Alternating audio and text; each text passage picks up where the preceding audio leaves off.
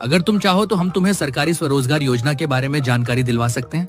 इससे तुम अपनी छोटी सी रेडी को एक अच्छी दुकान में बदल सकते हो। यह सुनते ही राघव की आंखें खुशी से चमक उठी। उसे विश्वास ही नहीं हो रहा था कि उसकी मेहनत को इतनी बड़ी पहचान मिल रही है। साहब, आपने मुझ जैसे छोटे आदमी पर भरोसा किया, यही मेरे लिए सबसे बड़ा सम्मान है। मैं वादा करता हूँ कि हमेशा ईमानदारी और मेहनत से काम करूँगा। हमें भी ऐसे ही युवाओं की जरूरत है जो दूसरों के लिए मिसाल बने।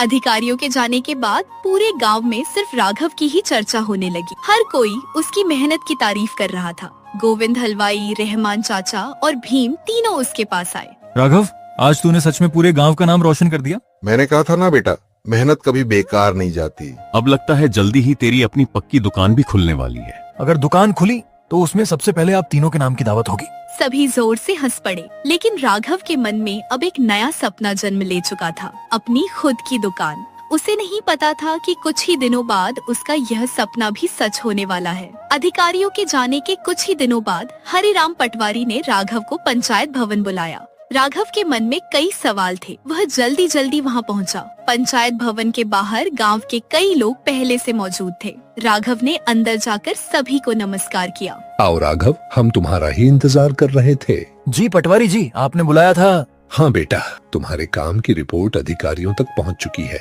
उन्होंने तुम्हारी मेहनत और ईमानदारी की बहुत तारीफ की है। यह सुनकर राघव के चेहरे पर हल्की सी मुस्कान आ गई, लेकिन उसे अभी भी समझ नहीं आ रहा था कि आगे क्या होने वाला है। गांव के मुख्य चौराहे पर एक छोटी पक्की दुकान खाली हुई है। पंचायत ने फैसला किया है कि सबसे पहले यह दुकान तुम्हें किराए पर दी जाएगी। कुछ पल के लिए राघव बिल्कुल चुप रह गया। उसे अपने कानों पर यकीन नहीं हो रहा था। जिस युवक के पास कभी सिर्फ एक पुरानी रेडी थी, आज उसे अपनी दुकान मिलने जा रही थी। पटवारी जी, आपने मुझ पर इतना भरोसा किया, इसके लिए मैं आपका दिल से धन्यवाद करता हूँ।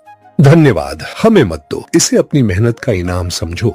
अगले ही दिन राघव ने दुकान की साफ सफाई शुरू कर दी। उसने दीवारों पर हल्का पीला रंग करवाया, लकड़ी का मजबूत काउंटर बनवाया, ग्राहकों के बैठने के लिए कुछ कुर्सियां और मेजें भी रखवाईं।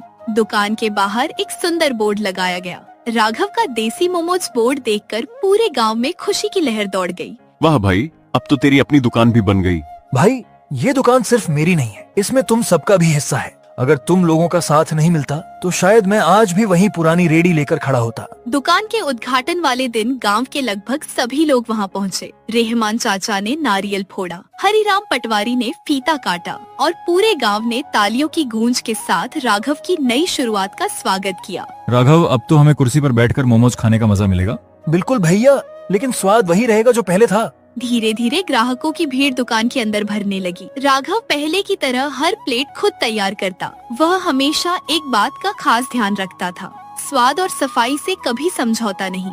यही वजह थी कि उसकी दुकान की लोकप्रियता हर दिन बढ़ती जा रही थी। कुछ ही महीनों में आनंदपुर ही नहीं बल्कि आसपास के कई गांवों से लोग उसकी दुकान पर आने लगे। कई लोग सिर्फ मोमोज खाने नहीं बल्कि राघव से मिलने भी आते थे। उसकी कहानी अब लोगों के लिए प्रेरणा बन चुकी थी। राघव, अब तो शहर वाले भी तेरे मोमोज खाने आने लगे। क्यों ना शहर में भी एक शाखा खोल दी जाए। शहर में दुकान खोलना मुश्किल नहीं है भाई, लेकिन मेरा दिल इस गांव में बसता है। मैं चाहता हूँ कि लोग शहर नहीं, हमारे गांव का नाम याद रखें। यही सोच तुझे सबसे अलग बनाती है बेटा।